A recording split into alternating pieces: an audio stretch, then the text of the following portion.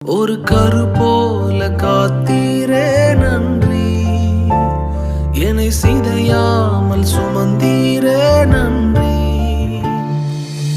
எபினேசரே எபினேசரே, இந்நாள் வரை சுமந்த